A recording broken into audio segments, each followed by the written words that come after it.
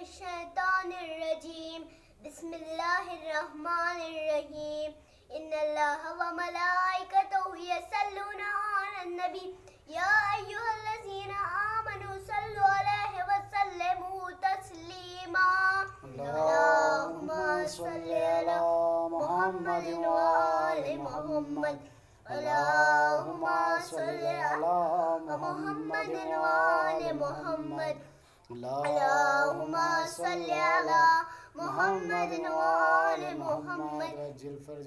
بسم الله الرحمن الرحيم.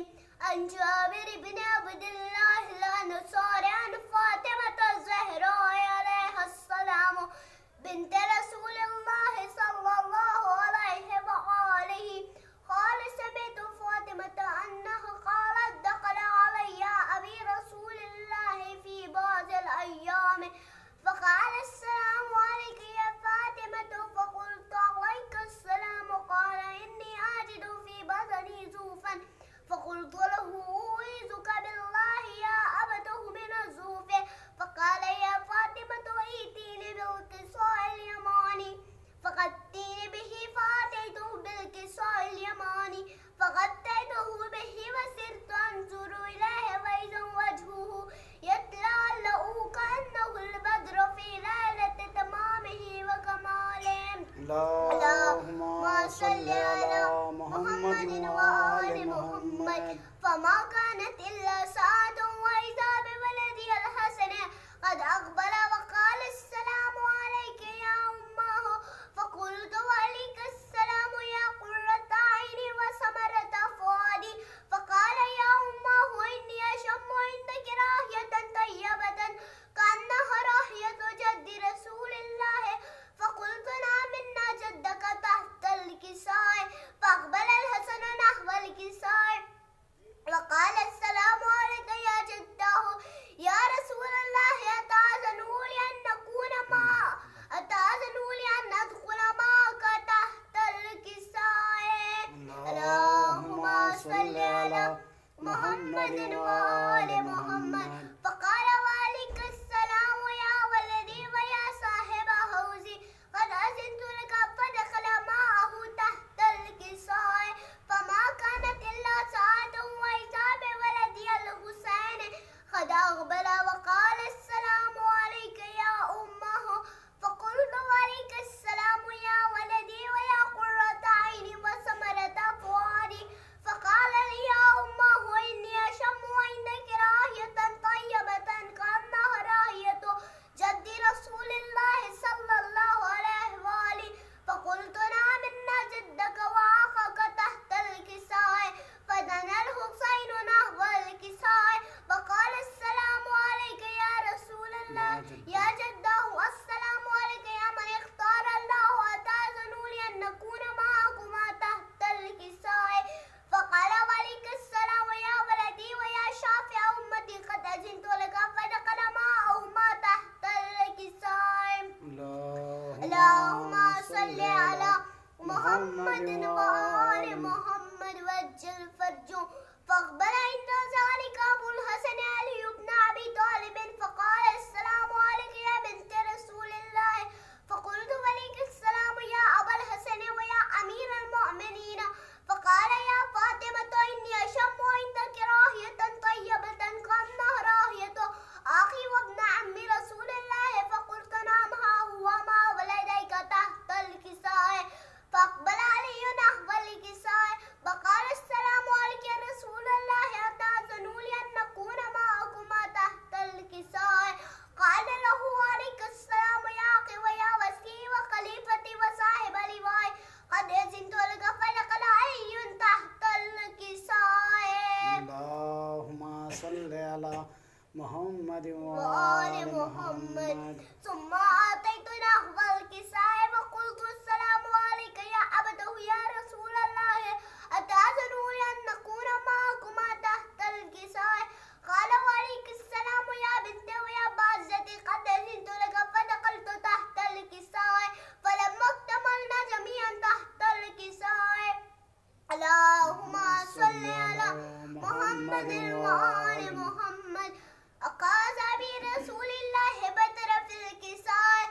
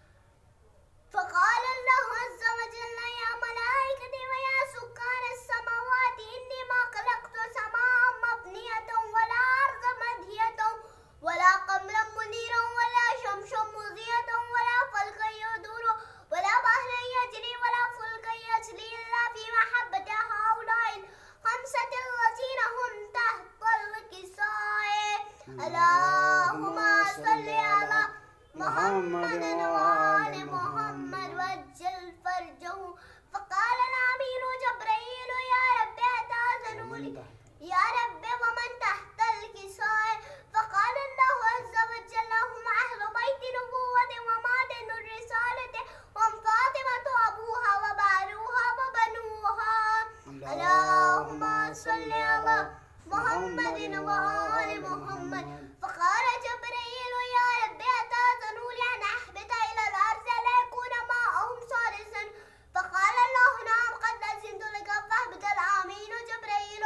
فقال السلام عليك يا رسول الله العلي الأعلى يقرئك السلام ويقصك بالتحية والإكرام ويقول لك وعزتي وجلالي إني ما خلقت السماء مبنية ولا أرض منهية ولا خمر منير ولا شمس مزية ولا فلك يدور ولا بحر يجري ولا فلك يسري إلا لأجلكم ومحبتكم. فقد أذن لي أن أدخل معكم فهل تأذن لي يا رسول الله؟ فقال رسول الله وعليك السلام يا أمين وحي الله إنه نعم قد أذنت لك. فدخل جبريل معنا تحت الكساء.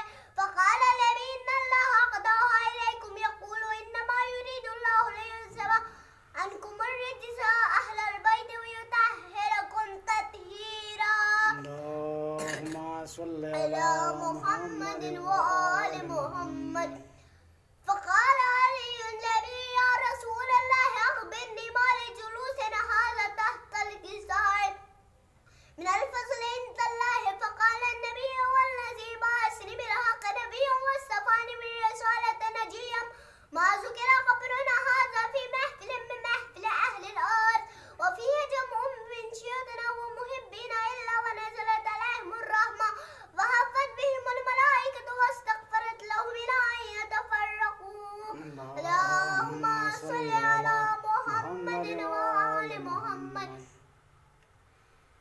فقال علي نظام والله فزنا وفاز شيوخنا ورب الكعبة.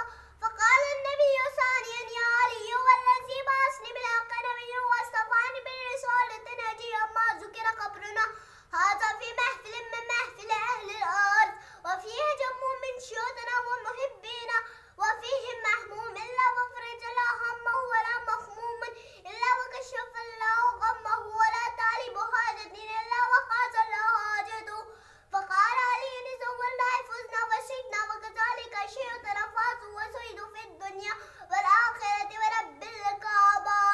اللهم صل على محمد وآل محمد.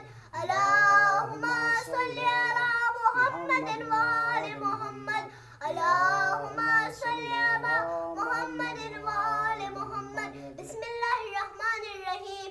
اللهم إني أسألك بحق محمد وأنت المحمود يا أمين وبحق علي وأنت الأعلى وبحق فاطمة وأنت فاطر السماوات والأرض وبحق الحسن وأنت المحسن وبحق الحسين وأنت قديم الإحسان وبحق الأئمة الستة الطاهرين من ذرية الحسين عليهم السلام. اللهم صل على محمد وآل محمد وعجل فرجه.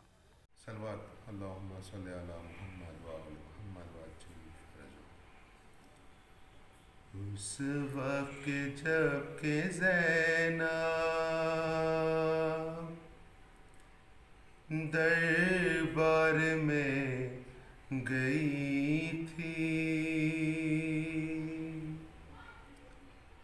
خاری نمازیوں سے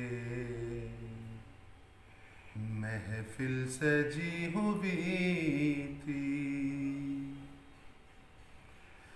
ظالم یہ پوچھتا تھا غازی تیرا کہاں ہے بالوں سے منہ چھپائے زینب یہ کہہ رہی تھی ہے میرے بابا جان ہو رہی ہے عذاب چھپاؤں کہاں، اے میرے بابا جان ہو رہی ہے اذان، سر چھپاؤں کہاں، مجمع عام میں بے وطن بے امان آ گیا کارواں، اے میرے بابا جان ہو رہی ہے اذان، سر چھپاؤں کہاں، میں بھی ہوں مرضیہ بنت خیر النساء، میرے لہجے میں ہے بابا تیری ادا، رے نام زینب میرا تو نے جو رکھ دیا، دے دی اپنی زبان، اے میرے بابا جان ہو رہی ہے اذان، سر چھپاؤں کہاں، بابا جان میری دعا مانگتی رہ گئی، بام و در سج گئی، جیتے جی مر گئی، حلقہ شام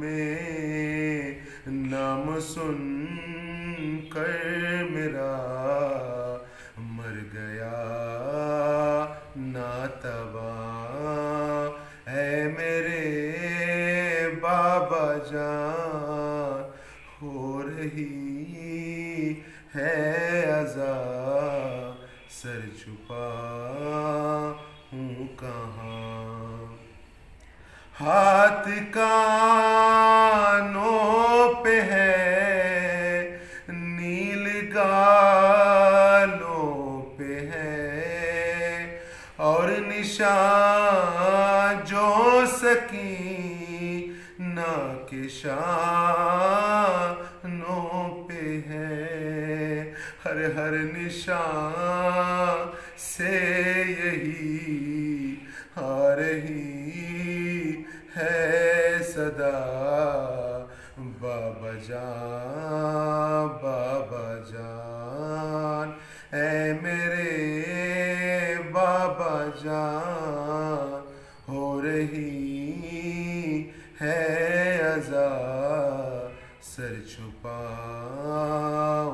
کہاں، بابا جان یہ تیرا آخری تھا بیان، تیری چادر بچا ایک غازی جوان، ہر مر گیا با وفا چھن گئی ہے ردا، کہتی ہے بیبیاں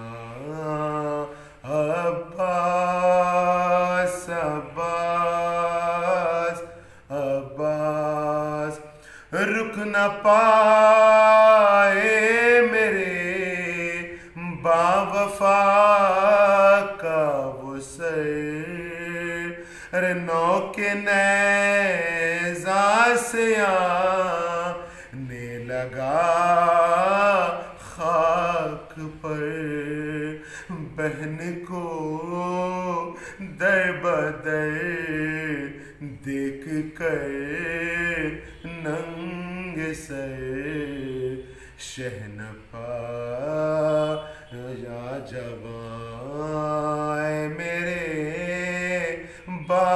جاں ہو رہی ہے ازا سر چھپاؤں کہاں کل تھی میں آج میں بھی ہوں دربار میں مثل زہرا کھڑی ہوں میں یغی سجا کیوں نہ روئے سجا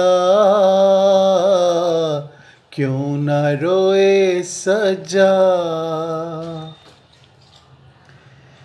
اے میری پھوپھی انصاف تو کر نیزے پہ جو دیکھے باپ کا سر ہو سات سفر میں وہ جس نے چیرا تھا علی اکبر کا جگر دروں کی سزا ملتی ہو جہاں بچوں کو اشک بہانے پر کیوں نہ روئے سجاد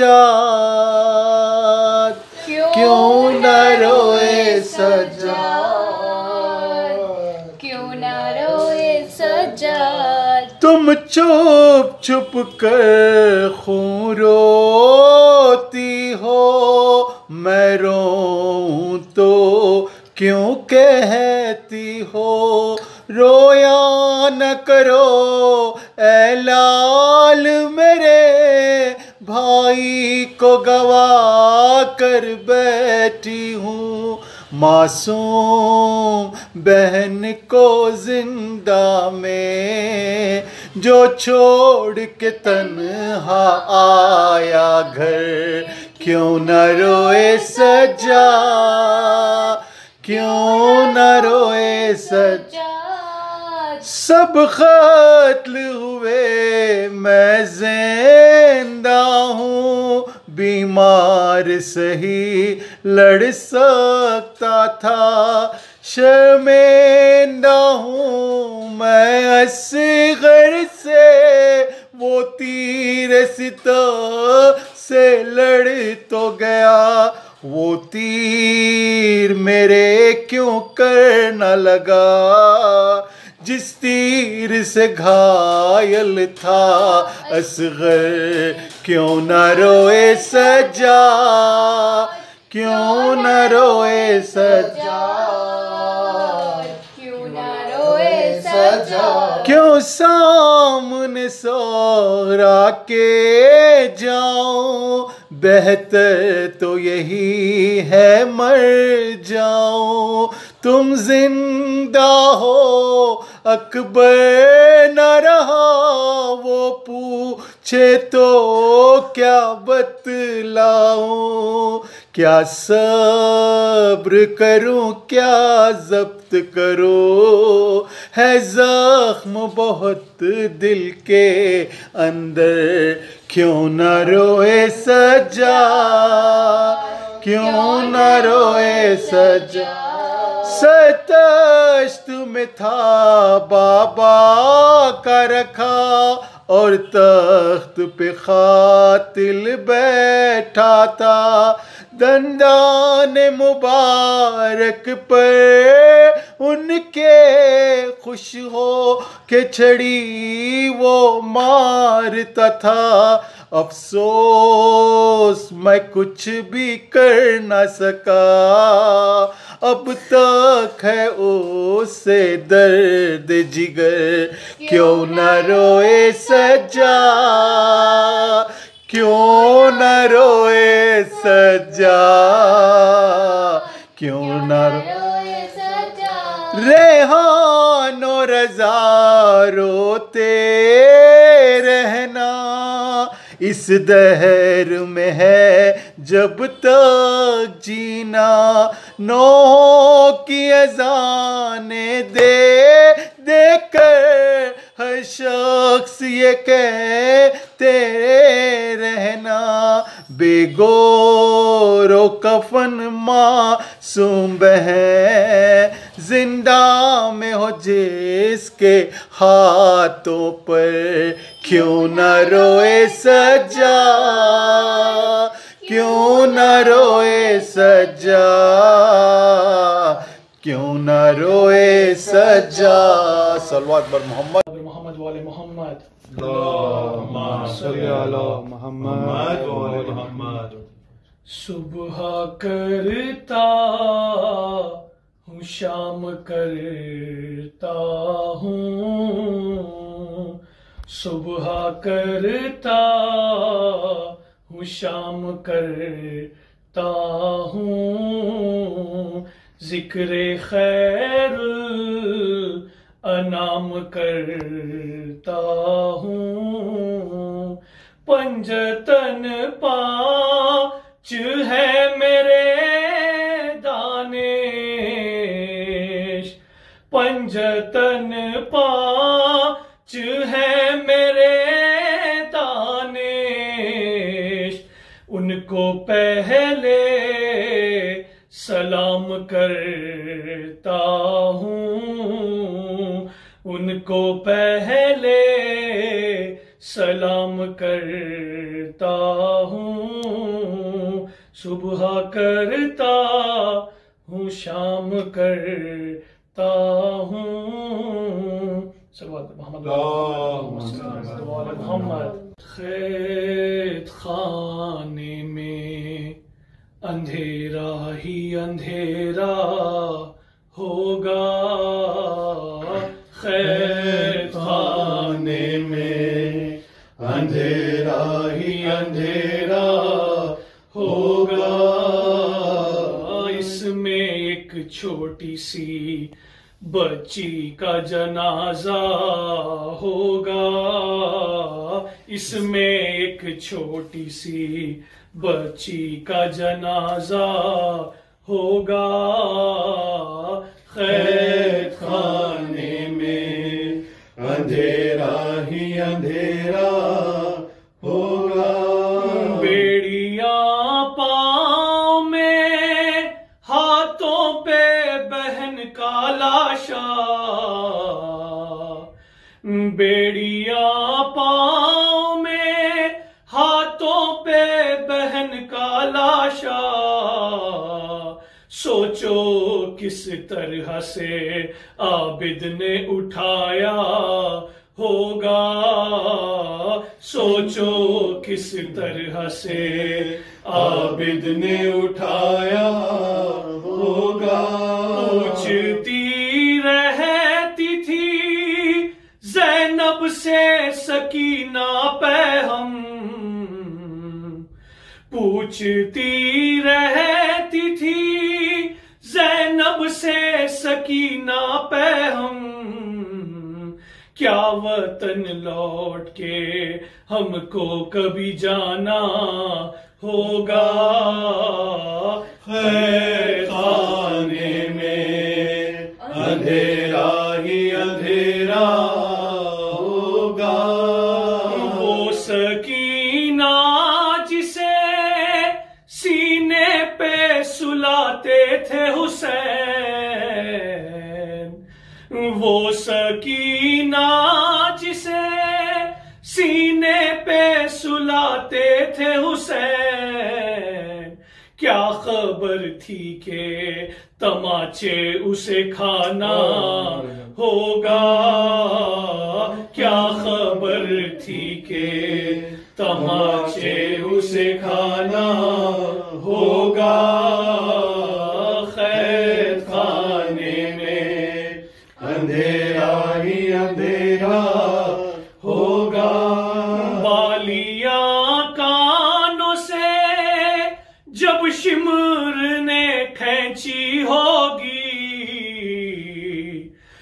بالیاں کانوں سے جب شمر نے کھینچی ہوگی اس گھڑی لاشے عباس بھی تڑپا ہوگا اس گھڑی لاشے عباس بھی تڑپا ہوگا ہر تماچے پہ یہی کہہ سن بچی، ہر تماچے پہ یہی کہتی تھی کم سن بچی، اے شقی رک ابھی اب منہ میرا آتا ہوگا، اے شقی رک ابھی اب منہ میرا آتا ہوگا، خیر خانے میں اندھیرا ہی اندھیرا ہوگا، حیدری ہم ہیں وسیع خوف نہیں محشر کا، حیدری ہم ہیں وسیع خوف نہیں محشر کا، مغفرت کے لیے کافی یہی نوحہ ہوگا، خیر خانے میں اندھیرا ہی اندھیرا ہوگا، اس میں ایک چھوٹی سی بچی کا جنازہ ہوگا، صلوات محمد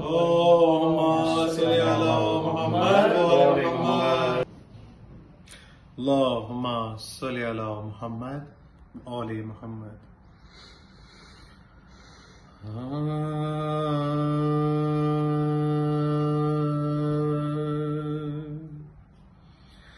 یہ ماتم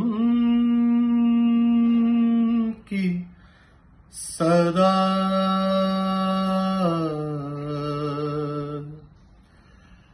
زندہ رکھے گی، یہ ماتم کی صدا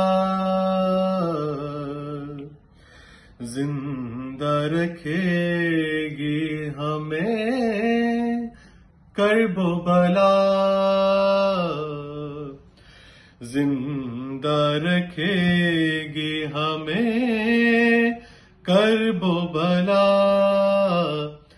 زندہ رکھے گی،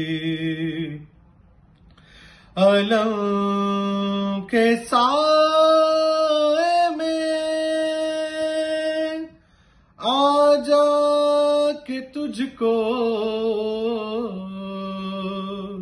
علم کے سائے میں آ جا کے تجھ کو،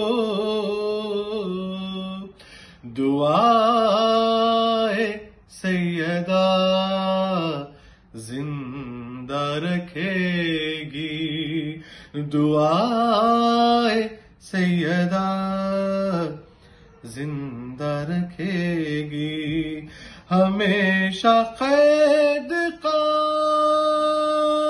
نیکی فضا کو،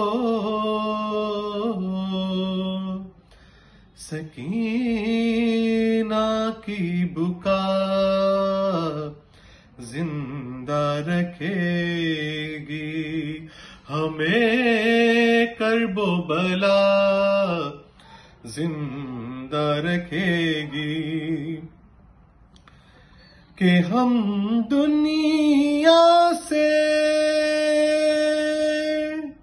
چلے جائیں گے لیکن ہم دنیا سے چلے جائیں گے لیکن ہمیں شہ کی عزا زندہ رکھے گی، ہمیں شہ کی عزا زندہ رکھے گی، کہ کفن کے ساتھ رکھ دینا لحد میں، کفن کے ساتھ رکھ دینا لحد میں، مجھے خاک شفا زندہ رکھے گی مجھے خاک شفا زندہ رکھے گی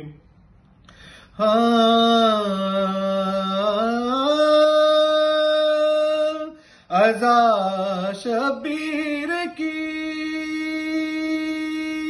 مرنے نہ دے گی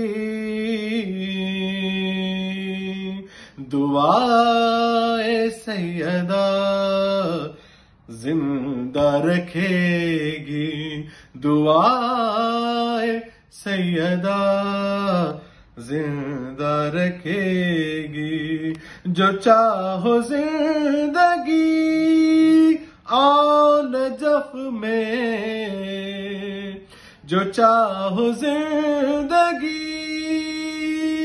آؤ نجف میں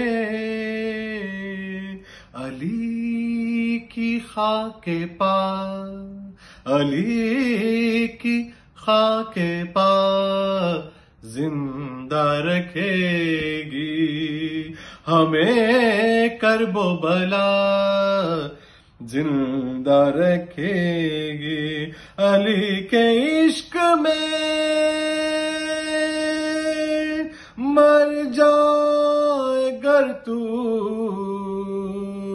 تجھے تیری خزا زندہ رکھے گی تجھے تیری خزا زندہ رکھے گی نجف کی خاک پر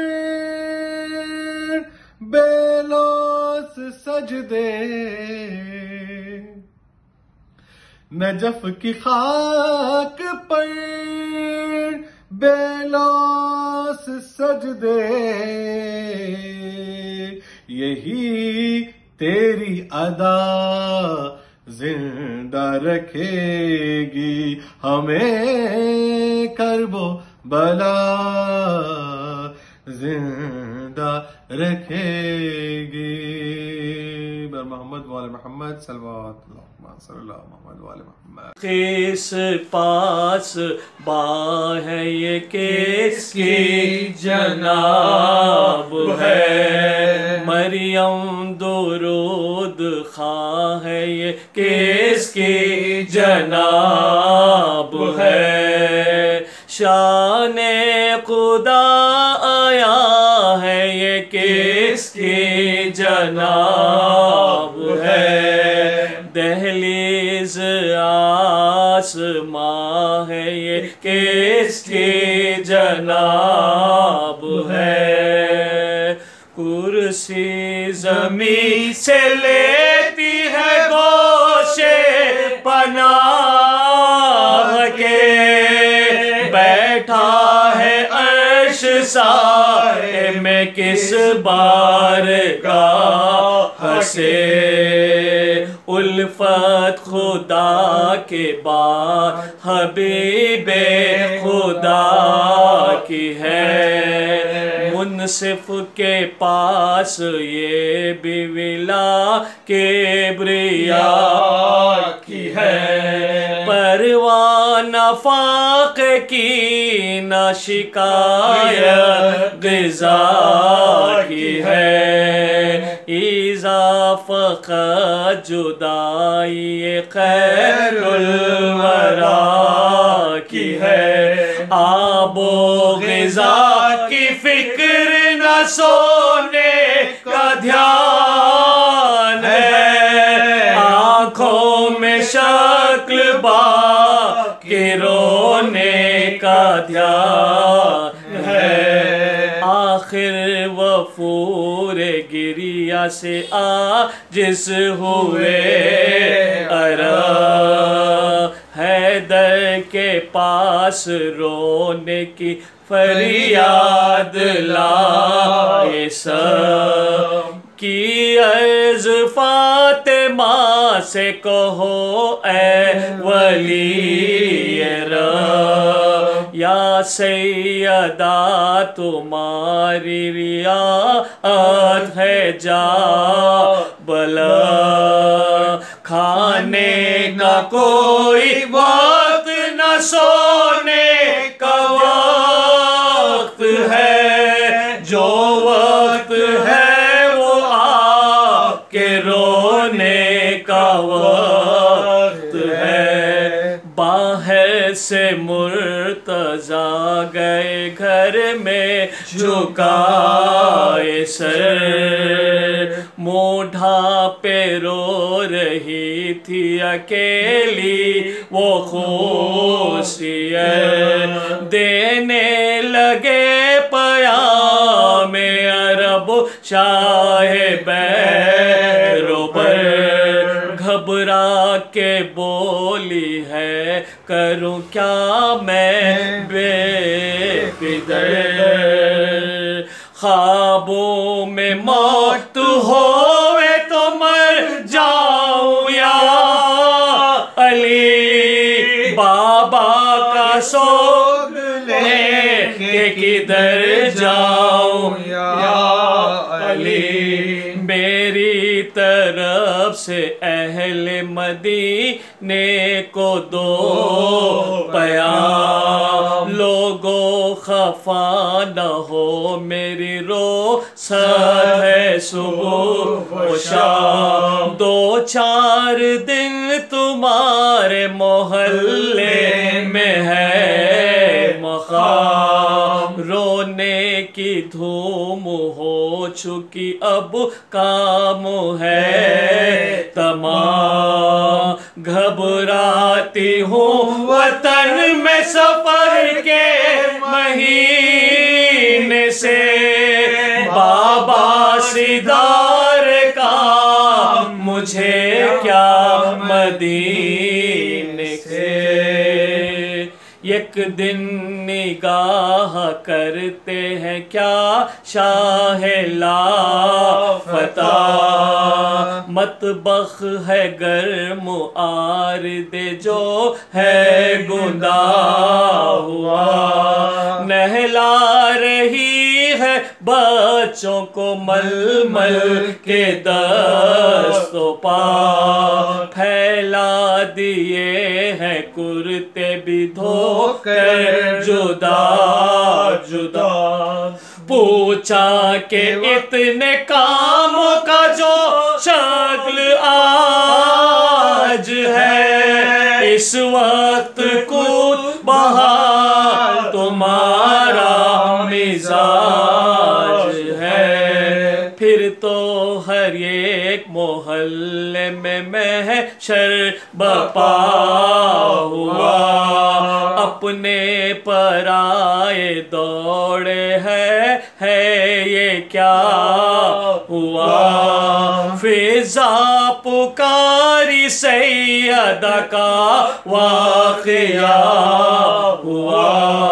حجرہ بطول پاک کا ماتم سرا ہوا، چھاتی خلا سے دیکھنے والوں کی پھٹ گئی، مورک کے منہ پہ مردے کے زینب لپٹ گئی، میں دودھ بخشوانا نہ پائی کہ چل بسی، شربت بنا کے لانے نہ پائی کہ چل بسی، کچھ حال دل سنانے نہ پائی کہ چل بسی، میں بے نصیب آنے نہ پائی کہ چل بسی، کیا جلد تر زمانہ ہوا انتقال کا، ہے ابھی تو صرف 18 سال کا، اے میرے فاخہ کش میری نادار اماں جان، اے میری بے دوا میری بیمار اماں جان، کعبے کی آبرو میری سردار اماں جان، اے میری صابرہ میری ناچار اماں جان، نانا مومی تو تھی کوئی تازہ کتاب دو، اماں جواب دو میری اماں جواب دو۔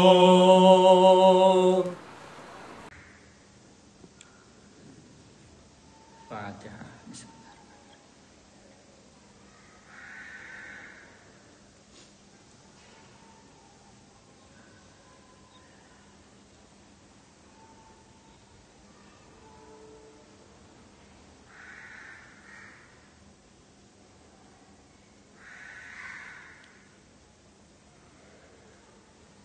اعوذ باللہ من الشیطان اللعین الرجیم، بسم اللہ الرحمن الرحیم، الحمدللہ رب العالمین، والصلاة والسلام علی صاحب الدعوة العظمی والمحجة الکبریٰ، النبی المکی القرشی الہاشمی المطلبی الطہامی، والرسول الممجد بالقاسم المصطفیٰ محمد، اللهم صل على محمد وعلى أهل بيته الطيبين الطاهرين المعصومين، ولعنة الله على أعدائهم وقتلتهم ومنكر فضائلهم أجمعين من الآن إلى قيام يوم الدين.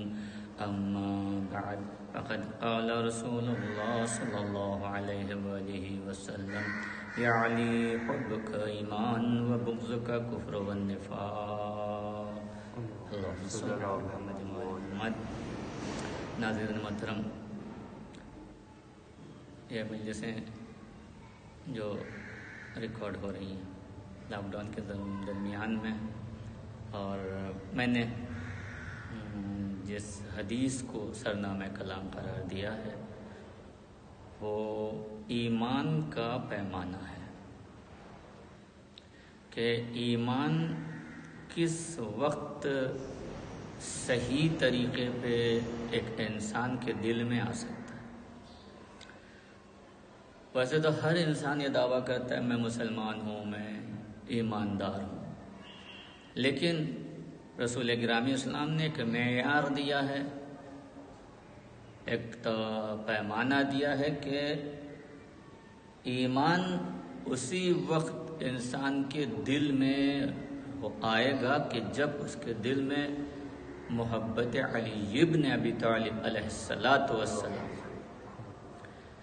اور اسی لیے حضور نے فرمایا یا علی حبک ایمان۔ کوئی انسان بغیر محبت علی کے مومن ہی نہیں ایسے نکلتا۔ مومن اسی وقت ہے کہ جب اس کے دل کے اندر علی کی محبت ہو۔ اور پھر یہیں پر رکے نہیں حضور، بلکہ حضور نے اس کا اپوزٹ بھی بتایا کہ جس کے دل میں تمہاری محبت نہیں ہے اس کا مطلب اس کے دل میں تمہارا بغض ہے۔ یعنی حب کا ایمان و بغض کا کفر و نفاق، اور بغض اور نفاق جو ہے وہ تمہارے دشمنوں کے دل میں، جن کے دل میں تمہاری محبت نہیں ہے ان کے دل میں کیا ہے؟ بغض ہے۔ اب ظاہر سی بات ہے، آپ کو اگر کہیں اس وقت انسانوں کو دیکھیں تو محبت علی ابن ابی طالب صحیح قلب کے اندر آتی ہے، صحیح قالب کے اندر آتی ہے، صحیح سانچے کے اندر آتی ہے، پاک دلوں کے اندر آتی ہے، پاک ذہنوں میں آتی ہے۔ کثیف ذہنوں میں نہیں آ سکتی ہے، کثیف قلبوں میں نہیں آ سکتی ہے، علی کی محبت کثیف ذہنوں میں نہیں آ سکتی ہے۔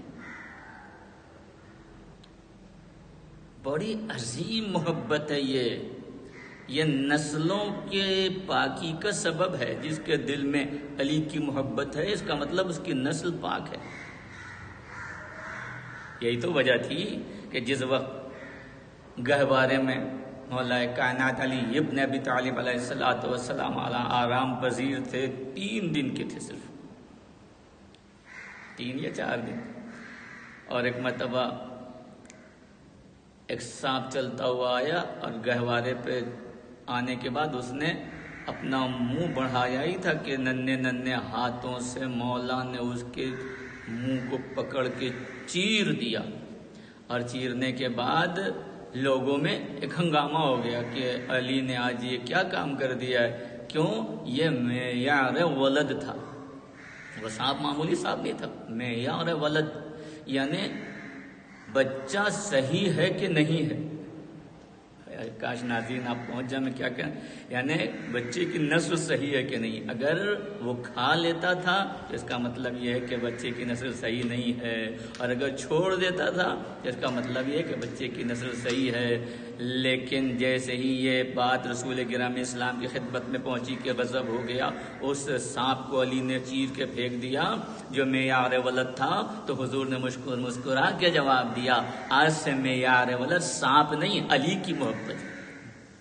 جس قلب میں علی کی محبت ہے سمجھو وہ پاک و پاکیزہ نسل ہے، اور جس میں علی کی محبت نہیں ہے سمجھو وہ نسل پاک نہیں ہے۔ ناظرین محترم، یہ بہت بڑا معیار ہے، اور آج آپ پوری عالم انسانیت میں اگر آپ جا کے دیکھیں تو علی کی محبت جہاں جہاں آپ راسخ نظر آئے، قلب اور چہرہ کھلتا ہوا نظر آئے، سمجھ لیے کہ اس کی نسل پاک ہے۔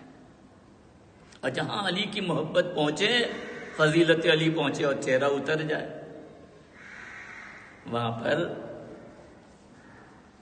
علی کی محبت نہیں بلکہ بغض ہے، نسل گندی ہے، گندی نسل میں علی کی محبت نہیں جا سکتی۔ اور یہ کون علی؟ یہ علی کون؟ یہ وہ عظیم الشان ہستی ہے کہ جس کے طور و طریقے الہی طور و طریقے عام بشر نہیں ہے۔ اب میں یہاں ایک بات کی طرف اشارہ کرتا ہوا گزر جاؤں جو رسول گرامی اسلام کی طرف ایک نظریہ ہے کہ ہمارے جیسے بشر ہیں، بلکہ بعض احباب بھی اس میں ہیں کہ علی بھی تو ہمارے جیسے۔ مجھے بڑا تعجب ہوتا ہے کہ جب انسان اپنی سمجھداری کو اتنا نیچے لے کے چلا تو کیسے علی ہمارے جیسے ہیں، جبکہ رسول گرامی اسلام نے فرمایا انا و علی من نور الواحد، ہم اور علی ایک نور کے دو ٹکڑے ہیں، نور کے ٹکڑے ہیں۔ کیا سمجھتے ہیں آپ تمام انسان جو کہتے ہیں علی ہمارے جیسے ہیں، اور اپنے لوگ بعض وقت بہک کے کہتے ہیں کہ سب کیا ہے، علی تو ہمارے جیسے تھے۔ دیکھیں، ہمارے ساتھ میں اٹھنا بیٹھنا کھانا پینا اس بات کی دلیل نہیں ہے کہ علی ہمارے جیسے ہیں۔ یہ تو بھی کہیے رسول گرامی اسلام نعوذ باللہ اشتباہ کر رہے تھے، بہت اللہ معاف کرے مجھے جو یہ جملہ کہہ رہا ہوں۔ حضور نے خود بتایا کہ میں بھی نور، علی بھی نوری، اور جب ملک علی کو نہیں سمجھ سکتا تو ہمارے اور آپ کی ذات کیا ہے، علی کو سمجھ لے۔ اور حضور نے یہ بھی تو فرمایا کہ علی کو کسی نے نہیں پہچانا سوائے میرے اور خدا کے، اور مجھے کسی نے نہیں پہچانا سوائے علی کے خدا کے، اور خدا کو کسی نے نہیں پہچانا سوائے میں نے اور علی۔ تو پھر ہم کیسے کہہ سکتے ہیں صاحب علی ہمارے جیسے ہیں، علی ہمارے؟ ارے کیسے ہم جاہل مطلق پیدا ہوتے ہیں، وہ گہوارے سے لوح محفوظ کی تلاوت کرتے، کتنا فرق ہے۔ کہاں ہے ہمارے اذہان؟ کیوں نہیں ہم اپنی اذہان کو جھنجھوڑتے ہیں، کہتے ہیں علی ہمارے جیسے؟ اور جب علی ہمارے جیسے نہیں تو نبی ہمارا جیسے کیسے؟ عالم اسلام میں بہت سے ایسے نظریے ملے کہ رسول تو بالکل ہمارے جیسے، اور جب رسول ہمارے جیسے ہو تو علی بھی ہمارے جیسے ہو۔ یہ سب نظریات یا وسواس خناس ہے، اس سے بچنا بہت ضروری ہے۔ علی وہ عظیم ذات ہے جس کے لیے ارشاد پیغمبر اسلام کا علی کا چہرہ اللہ کا چہرہ، علی کے ہاتھ اللہ کے ہاتھ، علی کا لہجہ اللہ کا لہجہ، لسان اللہ علی کی زبان ہے، وجہ اللہ علی کا چہرہ ہے۔ اور یہی تو وجہ تھی جب در خیبر کو فتح کیا ہے تو مولا نے کیا فرمایا، اگر آپ کے جیسے تو آپ بھی اللہ کی طاقت کو استعمال کر کے دکھائیے، کہیں ہمت ہے دکھا سکتے ہیں آپ اللہ کی طاقت کو یوز کر کے؟ نہیں ہے، دعویٰ کرنا الگ ہے، عمل۔ جب باب خیبر کو اکھاڑا 2 انگلیوں کے ذریعے تو کیا کہا؟ کہ میں نے یہ باب خیبر اپنی طاقت سے نہیں اکھاڑا ہے، اللہ کی طاقت سے ہے ہمارے اندر طاقت. اللہ کی طاقت کو یوز کر سکتے، اللہ کا علم ہم یوز نہیں کر سکتے، طاقت تو بہت دور کی بات ہے. ہمارا چہرہ اتنا منحوس ہوتا ہے، اللہ کا چہرہ تو ہو ہی نہیں سکتا. کتنے بڑے افسوس کی بات ہے کہ ہم اس جہالت کی انتہا پہ پہنچ کے کہتے ہیں کہ علی ہمارے جیسے. ارے ہم ان کے پیر کی خاک کے برابر بھی نہیں ہیں. یہ جو ہمارے اندر فطور پیدا ہوتا ہے، جب بھی مومنوں کے دل میں یہ فطور پیدا ہو جائے تو فوراً لاحول بھیجیں اور استغفار کریں. اگر قیامت میں مولا نے سوال کر لیا کہ کیا تم ہمارے جیسے ہو، تو کب تمہارے گھر سے 1000 تسبیح و تحلیل کی آواز آتی تھی؟ کیا جواب دیں گے؟ صبح کو پڑھے سوتے رہتے، نماز صبح تو پڑھتے نہیں ہیں، اور اگر کہیں اتفاق سے توفیق ہو گئی نماز صبح پڑھ لی تو زور اثر غائب. زور اثر بھی پڑھا تو دھیان یہاں ہے، پڑھ یہاں رہے ہیں، دھیان کہیں اور ہے. کیا ہیں ہم کہاں علی کے برابر؟ ارے ہم سجاد کے برابر نہیں ہو سکتے، علی ابن ابی طالب کے برابر ہونا تو بہت دور کی بات ہے. ناظرین محترم، میں یہ شبہات دیکھ رہا ہوں اپنے قوم کے بعض جوانوں کے اندر. نہیں کہنا چاہیے، اور اگر یہ نظریہ ہمارے اندر پنپ رہا ہے تو ہمیں استغفار کرنا چاہیے اور اللہ سے لو لگانا چاہیے کہ بار اللہ یہ غلط نظریہ ہمارے ذہن سے نکال، اور اپنے علم کو پاک طریقوں سے آگے بڑھائیں، کج فکری نہیں.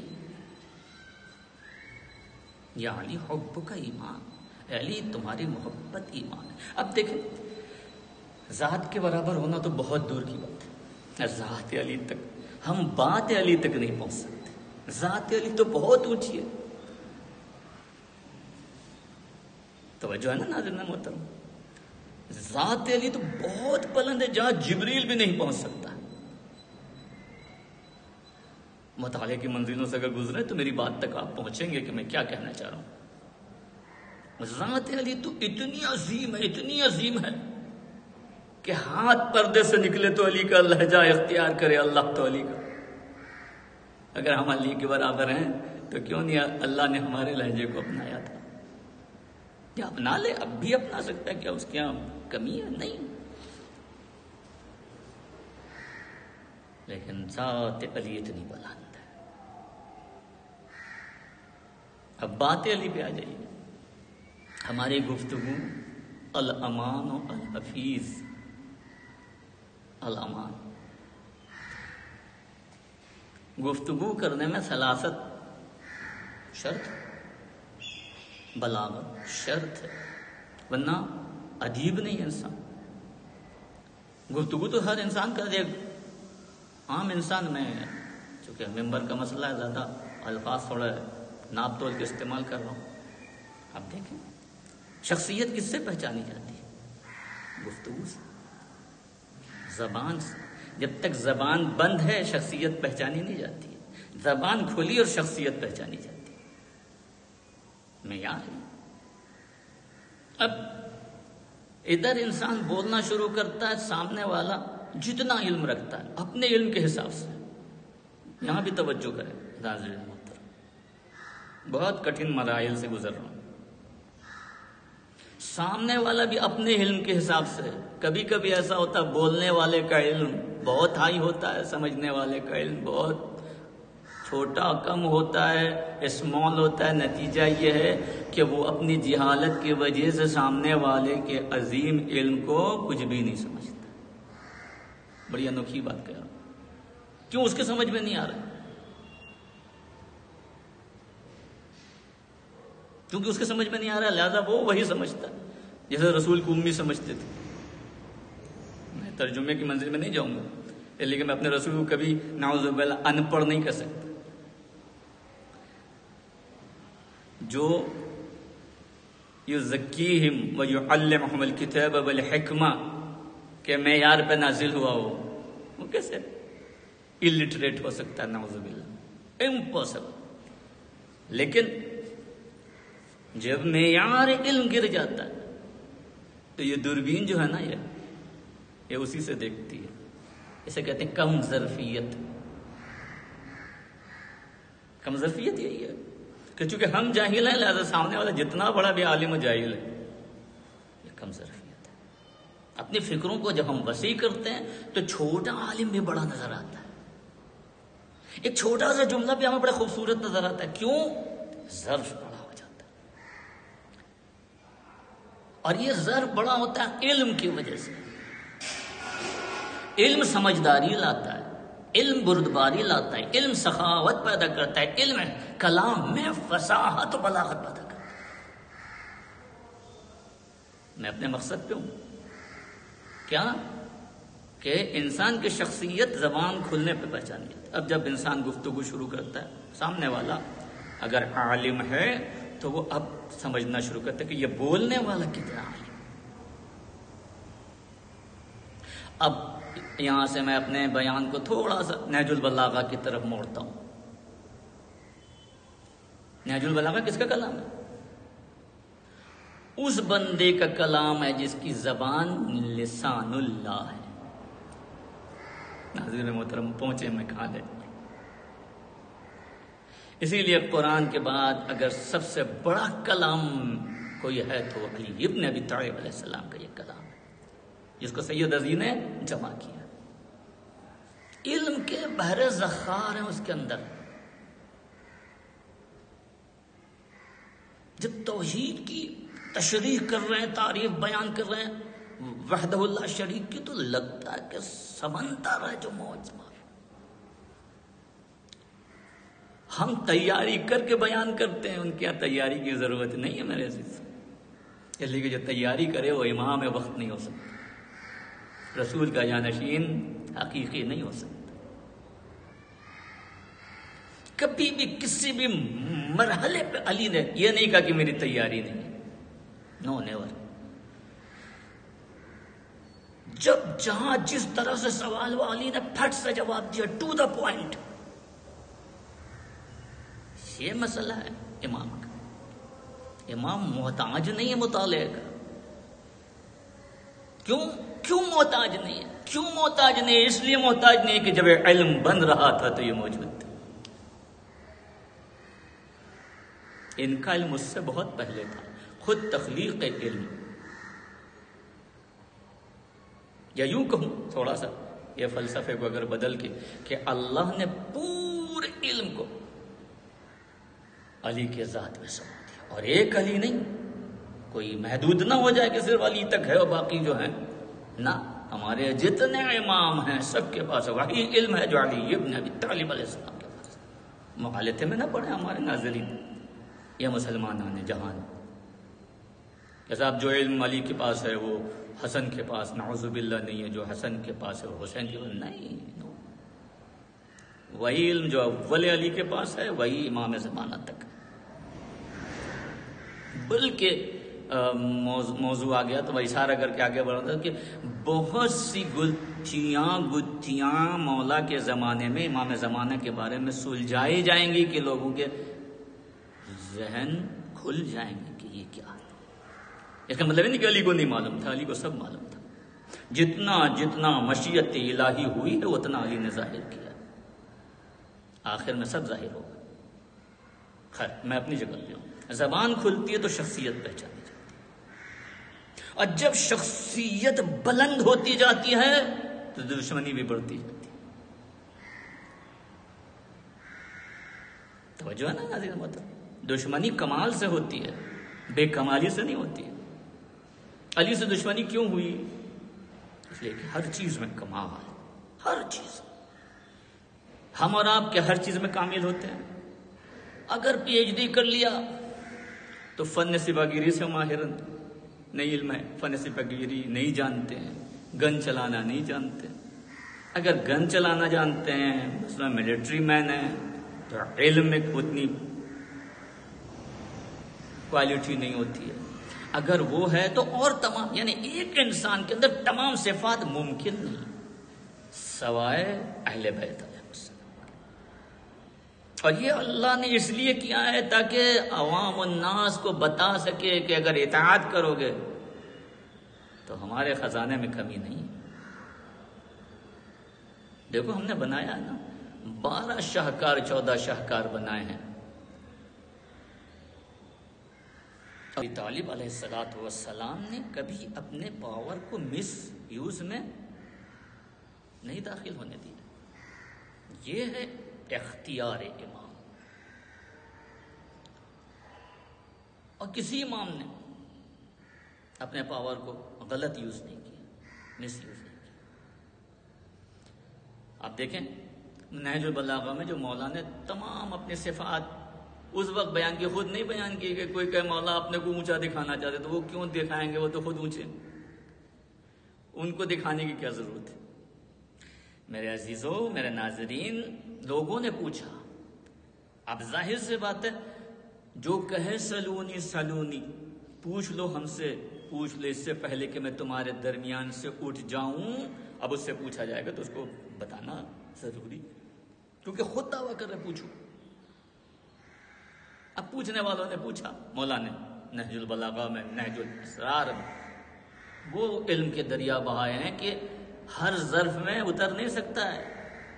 نصیری اسی وجہ سے تو خدائی کی طرف چلے گئے کہ علی خدا، جبکہ علی عبد ہے، معبود نہیں ہے. لیکن اتنا اپنے کو اللہ کی ذات میں مجذوب کر دیا کہ مخلوق اس کے پاس کم علم ہے، ظرف میں کمی ہے، وہ علی کو خدا سمجھتا. نہج البلاغہ میں آپ دیکھیں جب صفات الہیہ بیان کر تو کہتے ہیں کہ الفاظ چھوٹے ہیں، اللہ کی ذات بڑی ہے. کیا تشبیہ دیا مولا. پہلا خطبہ میں اس کا مفہوم بیان کروں. الفاظ کی شان ہی کیا ہے کہ اس کی شان کو بیان کرتے. مولا فرماتے ہیں نہج البلاغہ میں کہ الفاظ مخلوق، خالق ہو. صفات کا خالق کون ہو؟ لہذا ہم اگر صفات میں اس کو محدود کرتے ہیں، اس کا مطلب ہم ایک اشارہ کر رہے ہیں. اور جب اشارہ کر رہے ہیں تو اس کا مطلب کہ ایک خاص سمت میں اشارہ ہے، اور جب خاص سمت میں اشارہ ہے تو وہ محدود ہے، اور جو محدود ہو خدا نہیں ہوتا. الفاظ میں ہم اللہ کو محدود نہیں کر سکتے. اللہ اشارے سے سمجھانے والی ذات نہیں ہے. ہاں اب یہ مجبوری ہے کہ انسان کچھ بیان کرتا ہے، توصیف یہ، ورنہ وہ ان تمام چیزوں سے مولا فرماتے ہیں بہت بلند ہے. جو ان سب میں آ جائے وہ مخلوق ہے، خالق نہیں. اور وہ اتنا عظیم خالق ہے کہ اس کو لیبوریٹریز کی ضرورت نہیں ہے. وہ آن واحد میں پیدا کرتا ہے. ادھر مشیت میں آیا کن فیکون، کن ہو جا، ہو گئی. مشیت الہی میں آیا کہ میں پہچانا جاؤں تو نور محمد مصطفیٰ صلی اللہ علیہ وآلہ وسلم کی تخلیق ہو گئی. صرف مشیت میں. اور جب ان کو پیدا کیا تو وہاں پر ایک عظیم بات کا اظہار کیا، وَمَا تَشَاءُونَ إِلَّا إِن شَاءَ اللَّهُ. یہ کچھ چاہتے ہی نہیں ہے جب تک کہ جو میں نہ چاہوں، جو اللہ نہ چاہے اس کے علاوہ. وَمَا تَشَاءُونَ، ان کا کوئی منشا ہی نہیں، منشا الہی کیا. اب بھی کیا ہم یہ تصور کر سکتے ہیں کہ یہ لوگ ہمارے جیسے؟ ہرگز نہیں. بس میرے عزیزوں، اختتامی مراحل کی طرف آ جاؤں کہ اہل بیت کی ذوات مقدسہ وہ ہیں کہ کائنات کا وجود ان کے لیے ہے، یہ کائنات کے وجود کے لیے نہیں ہے. کائنات کا وجود ان کے لیے ہے. ان کا وجود معرفت باری تعالیٰ کے لیے ہے. اگر اللہ کو پہچاننا ہے تو اہل بیت کو پہچاننا ضروری ہے. یہی ایک بہترین راستہ ہے اللہ تک پہنچانے کی. اور انہوں نے ہر اپنے انداز سے اللہ کی نام کی بقا کی پوری کوشش کی. چاہے مولا کائنات کی ذات کو دیکھ لو، یہ امام حسن یا امام حسین، ایسے پوری لائف جو اسپینڈ کیے ان ذوات مقدسہ نے تحفظ اسم باری تعالیٰ، اور اسی کو اسلام کہتے ہیں۔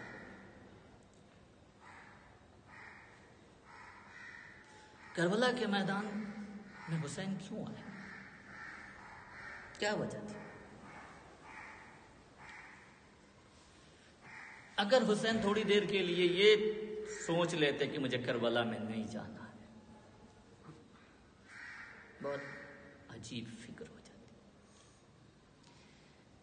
ہے نا، لیکن یہ ایسا سوچ نہیں سکتے تھے، اس لیے کہ اللہ کی مشیت یہ تھی کہ حسین تم جاؤ، اگر تم نہیں جاؤ گے تو میری محنت مشکلات کا شکار ہو جائے۔ میں بہت بچا بچا کے الفاظ کو استعمال کروں۔ حسین کربلا کے میدان میں آئے، تحفظ دین الہی، یہی تو فرمایا جو محمد حنفیہ کو خط لکھا تھا۔ میں اس میں ابھی جانا نہیں چاہتا کہ میں اپنے جد کی امت کی اصلاح کے لیے، مجھے کوئی مقام کی ضرورت نہیں ہے، حکومت کی ضرورت نہیں ہے، حکومت تو میری ٹھوکروں میں صرف اس لیے جا رہا ہوں کہ میری نانا کی امت کو برباد کیا جا رہا ہے، اس کی اصلاح کروں۔ مجھے جاؤ مقام نہیں چاہیے۔ اگر حسین کو جاؤ مقام کی ضرورت ہوتی ہے نا تو یزید کی ہمت نہیں تھی کہ حسین کے سامنے کھڑا ہو جائے، آن واحد میں ملک الموت روح قبض کر لیتے۔ اتنی عظیم ذات ہے حسین کی، لیکن حسین نے ان تمام مراحل کو اپنایا جو مشیت الہی تھی۔ مشیت الہی آ گئے کربلا کے میدان، پہلے اپنے خیام کو مولا عباس کے منشا کے مطابق فرات کے کنارے نصب، لیکن پایان کار تو پتا تھا حسین کو کیا ہونا، میرا مولا جانتا تھا۔ اور جب فوج یزیدی آئی تو خیمے ہٹا دیے۔ حسین نے اف نہیں کہا، حسین کو پتا تھا کہ میرے بچے پیاسے رہیں گے، میرے مولا کو پتا تھا، اگر چاہتے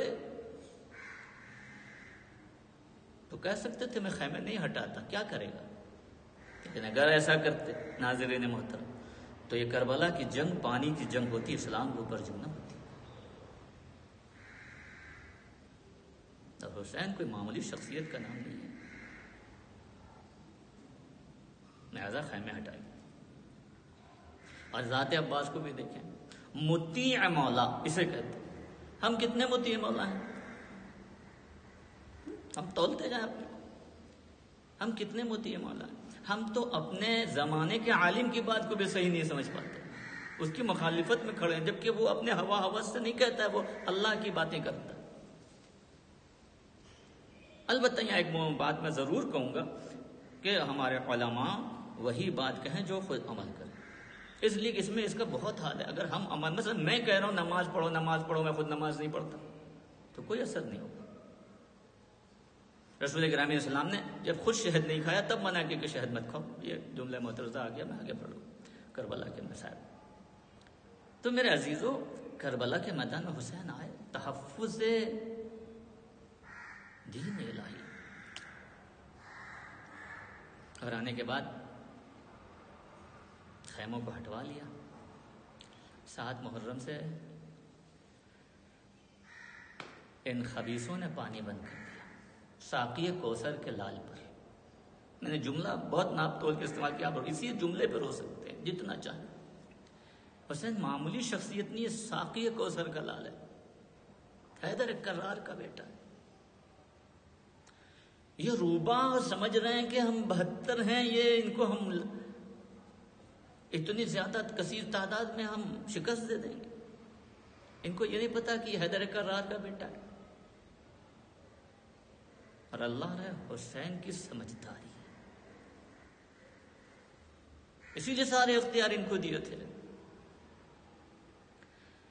مصائب کے پہاڑ ٹوٹے کربلا میں، اور حسین دیکھتے رہے۔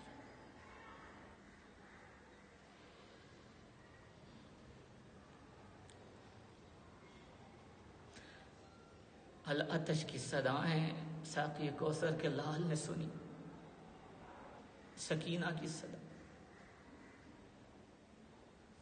بابا پیاس مارے ڈال رہے،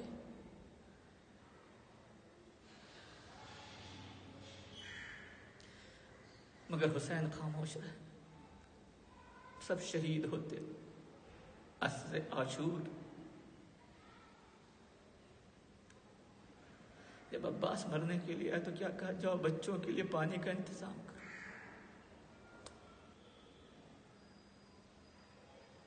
توجہ،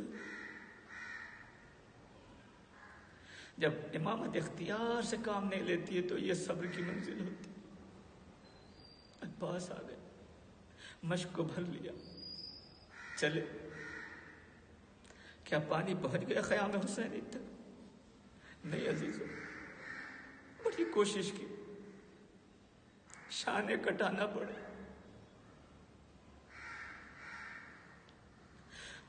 عباس کے کٹے ہوئے شانوں سے خون بہتا رہا، مگر عباس پڑھتے رہے۔ جب فوج شام نے دیکھا کہ عباس کی ہمت بڑھتی جا رہی ہے، قدم رکتے نہیں ہیں، تو پسر ساتھ نے کہا ہرملہ کہاں؟ ہرملہ آیا کہ مشق کے اوپر نشانہ لگا کہ مشق کے پانی کو بہا دے، جب تک مشق میں پانی ہے کوئی عباس کو روک نہیں سکتا۔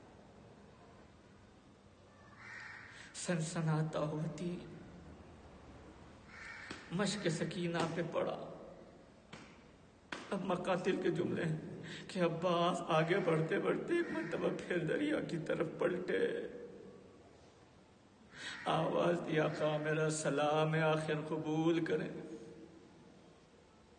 حسین آئے، عباس کی میت ترے، پہنچنے کے بعد گریہ کیا، میت کو چھوڑا، اس لیے کہ وصیت تھی میری میت کو خیمے میں نہ لے جائیے، مگر خیمے میں جب آئے تو مشق و علم لے کے آئیے، صبر حسینی دیکھے۔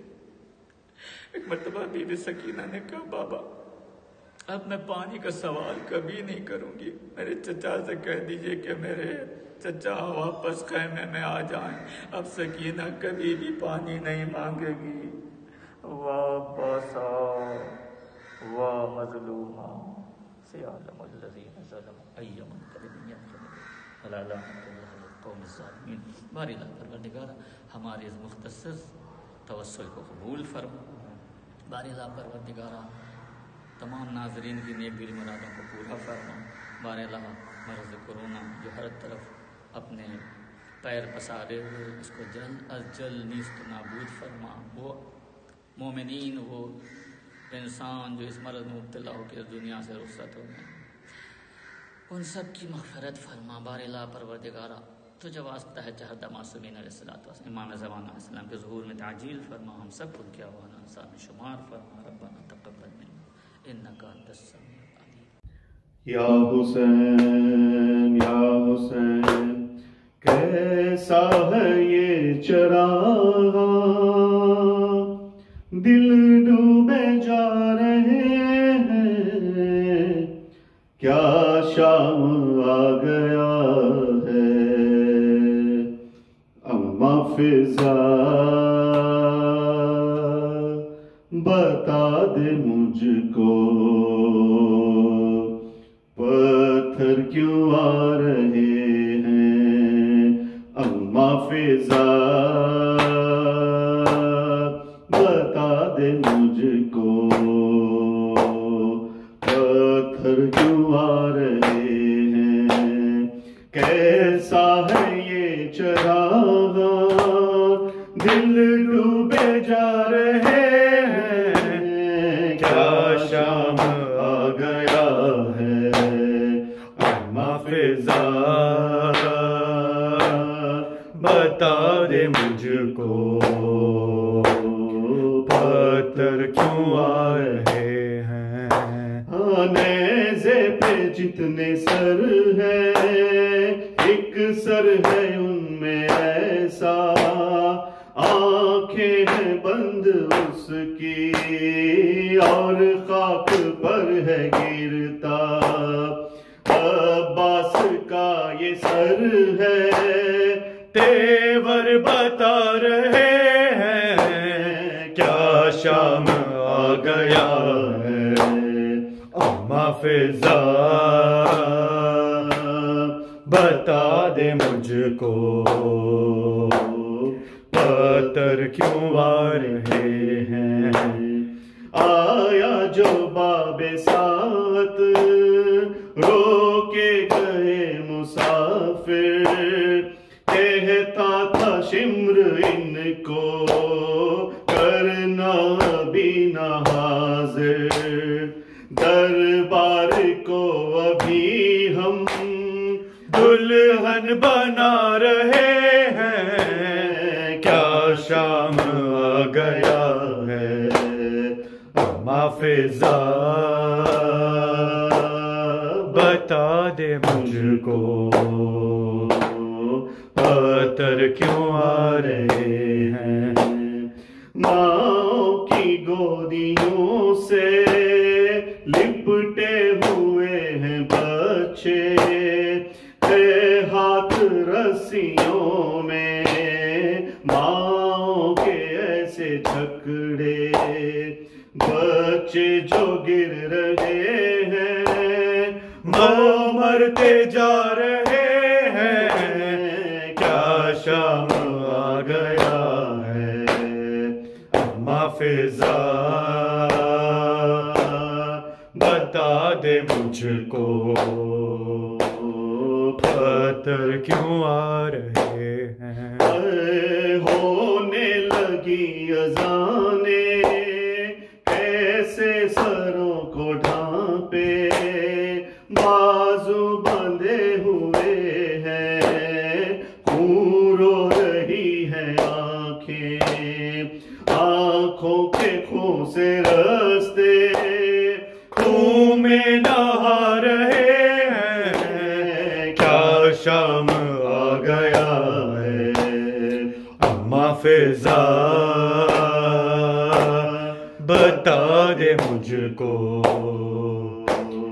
پتھر کیوں آ رہے ہیں، ہے لوگ کس طرح کے ہم سے دعا کرائیں، اے قیدیوں دعا دو، یہ دن نہ ہم پہ آئے، لے کر دعائیں ہم سے دل بھی دکھا رہے ہیں، کیا شام آ گیا ہے، اما فضا بتا دے مجھ کو، پتھر کیوں آ رہے ہیں، اتنا چلے ہیں پیدل کانٹوں پہ سارے قیدی، تھک جاتی چلتے چلتے، چلتی اگر زمین بھی، پیروں کے آبلے بھی آنسو بہا رہے ہیں، کیا شام آ گیا ہے، اما فضا بتا دے مجھ کو، پتھر کیوں آ رہے ہیں، ریحان قیدیوں میں برپا تھا شور گریاں، پلکوں سے کر رہی تھی ماتم جو بنت زہرا، سجاد نوحہ خاں ہے، نوحہ سنا رہے ہیں، کیا شام آ گیا ہے، اما فضا بتا دے مجھ کو، پتھر کیوں آ رہے ہیں، اما فضا بتا دے مجھ کو، پتھر کیوں آ رہے ہیں، اللہ الرحمن الرحیم، صلی اللہ علیک یا ابا عبداللہ، السلام علیکہ ابن رسول اللہ، السلام علیکہ ابن امیر المومنین وابن سید الوسیین، السلام علیکہ ابن فاطمہ الزہراء سیدت نساء العالمین، السلام علیکہ یا حسن المجتبی، السلام علیکہ یا حسین شہید بکربلا، السلام علیکہ یا ابو الفضل العباس یا ابن امیر المومنین، السلام علیکم جمیع الشہداء کربلا ورحمت اللہ وبرکاتہ، السلام علیکہ یا غریب الغرباء، السلام علیکہ یا معین الضعفاء الفقراء، السلام علیکہ یا شمس الشموس، السلام علیکہ یا انیس النفوس، السلام علیکہ یا مغیث الشیعۃ والزوار فی یوم الجزاء، السلام علیکہ یا سلطان یا ابو الحسن علی ابن موسیٰ الرضا والغریب، السلام علیکم ورحمت اللہ وبرکاتہ، السلام علیکہ یا مولایا صاحب العصر والزمان، علمان علمان علمان، السلام علیکہ یا شریک القرآن، السلام علیکہ یا مظہر الایمان، السلام علیکہ یا امام الانس والجان، عجل اللہ تعالی فرجک، سہل اللہ تعالی مخرجک وظہورک، السلام علیکم ورحمت اللہ وبرکاتہ، اللہم صلی علی محمد وآل محمد۔